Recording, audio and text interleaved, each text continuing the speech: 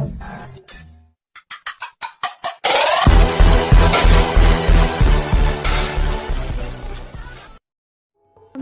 warahmatullahi wabarakatuh. Halo, selamat pagi anak-anak. Gimana kabarnya? Masih sehat? Masih semangat? Semoga sehat selalu dan masih semangat belajar online-nya. Kita berdoa saja semoga kita bisa dipertemukan di tatap muka. Oke, hari ini kita bertemu di pelajaran humas. Itu pembuatan profil organisasi. Pengertian profil humas. Identitas dari individu atau organisasi yang memberikan informasi kepada yang membutuhkan dengan maksud untuk mengenali, memahami, dan mempelajari individu atau organisasi tersebut.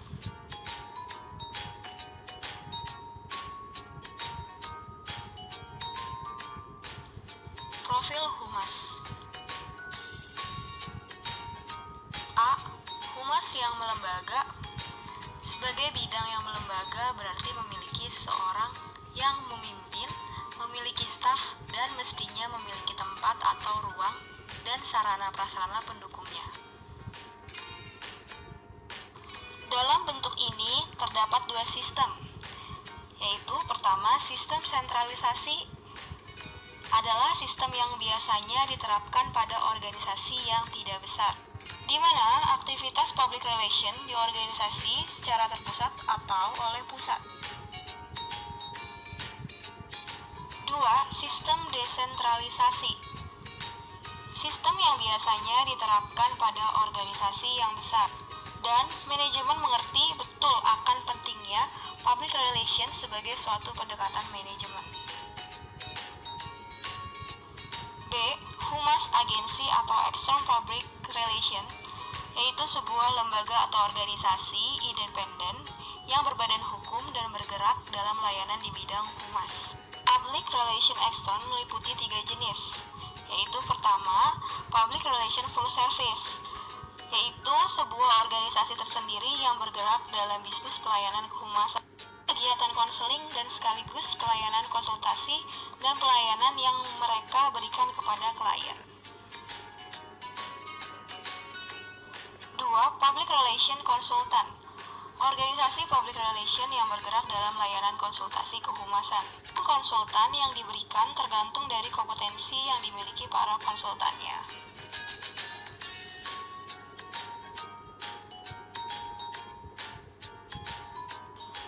Ketiga, event organizer, organisasi yang melayani jasa sebagai pelaksana sebuah event atau kegiatan yang berhubungan dengan publik. I.O. ini seperti organisasi advertising dengan klien. Jabatan humas. Jabatan adalah sekumpulan pekerjaan yang berisi tugas-tugas yang sama atau berhubungan satu dengan yang lain, dan yang pelaksanaannya meminta kecakapan, pengetahuan, keterampilan, dan kemampuan yang juga sama. Dalam birokrasi pemerintah dikenal dengan jabatan karir, yakni jabatan dalam lingkungan birokrasi yang hanya dapat diduduki oleh PNS. Ada jabatan struktural, yaitu jabatan yang secara tegas ada dalam struktur organisasi, dan jabatan fungsional, yaitu jabatan teknis yang tidak tercantum dalam struktur organisasi. Bisa dilihat contohnya juga. Selanjutnya ada jabatan fungsional pranata humas. Kedudukan yang menunjukkan tugas, tanggung jawab, wewenang, dan hak seseorang pranata humas dalam satuan organisasi Menkominfo yang dalam melaksanakan tugasnya didasarkan kepada keahlian dan atau keterampilannya. Tingkat pranata humas. Tingkat terampil yaitu pranata humas yang mempunyai kualifikasi teknis atau penunjang profesional yang pelaksana tugas dan fungsinya mensyaratkan pengetahuan teknis di bidang kehumasan. Sedangkan untuk tingkat ahli, penguasaan ilmu pengetahuan dan teknologi di bidang kehumasan. Tugas pokok pranata humas: 1. Ada perencanaan pelayanan informasi dan kehumasan. 2. Pelayanan informasi. 3. Melaksanakan hubungan kelembagaan. 4. Melaksanakan hubungan personil. 5. Mengembangkan pelayanan. Tugas humas. Ada 6 kriteria sebagai seorang praktisi humas, yaitu mampu menghadapi semua orang yang memiliki beraneka ragam karakter dengan baik. Kedua, ada mampu berkomunikasi dengan baik, menjelaskan segala sesuatu dengan jelas dan lugas. Ketiga, ada mampu mengorganisir segala sesuatu. Keempat, memiliki integritas personal baik dalam profesi maupun kehidupan pribadi. Kelima, mempunyai imajinasi. Keenam, serba tahu dalam hal ini adalah akses informasi yang seluas-luasnya. Dapat kita simpulkan yaitu petugas humas haruslah orang yang cukup terampil, khususnya di bidang penulisan, mendengarkan, berbicara, membaca, dan menggunakan alat komunikasi lainnya. PR juga harus memiliki selera dan perilaku yang baik tentang etika, simpati, dan empati. PR juga harus memiliki kemampuan dalam memecahkan suatu masalah. PR juga harus tahu media humas. Organisasi profesi humas.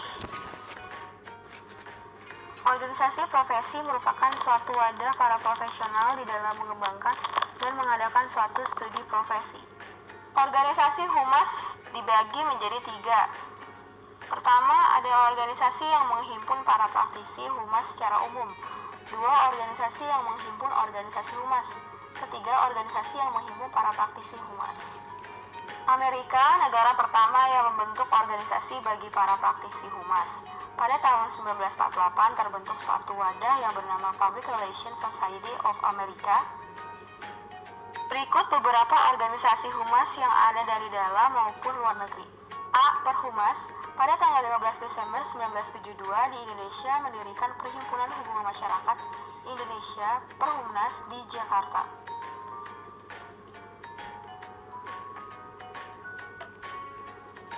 Tujuan Perhumas yaitu meningkatkan perkembangan dan keterampilan profesional hubungan masyarakat di Indonesia, memperluas dan memperdalam pengetahuan mengenai hubungan masyarakat, menyelenggarakan hubungan dengan organisasi-organisasi serumpun dalam bidang hubungan masyarakat di dalam maupun luar negeri. Yang B ada APRI, Asosiasi Perusahaan Public Relation Indonesia, didirikan pada tanggal 10 April 1987 di Jakarta dan bersifat independen.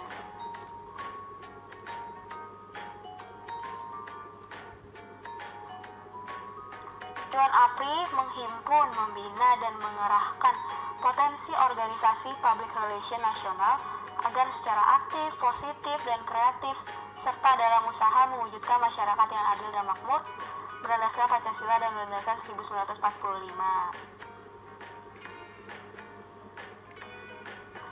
The PRSA, Public Relations Society of America. Organisasi ini berkantor pusat di New York. PRSA berdiri tahun 1947. Tujuan PRSA untuk menyatukan mereka yang melakukan kegiatan bidang humas, untuk mempertimbangkan segala masalah yang dihadapi humasan, untuk memperbaiki hubungan pelaksanaan humas dengan para majikan dan klien.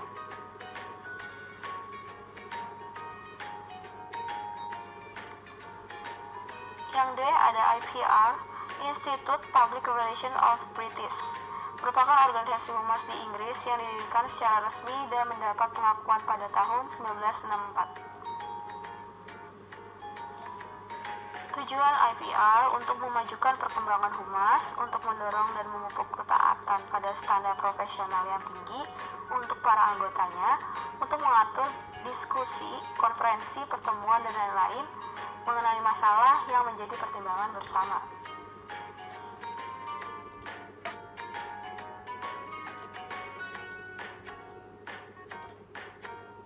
Yang E ada IPRA, International Public Relations Association, atau organisasi humas tingkat internasional terbentuk pada Mei 1955 dalam suatu pertemuan di Startport. Tujuan IPRA menerbitkan berbagai buletin, majalah, atau terbitan-terbitan lain seperti Who's Who di bidang humas internasional, mengerjakan kegiatan-kegiatan lain yang mungkin menguntungkan para anggotanya, mengadakan suatu rotasi apabila anggotanya setiap saat memerlukan pemberitaan dan bimbingan.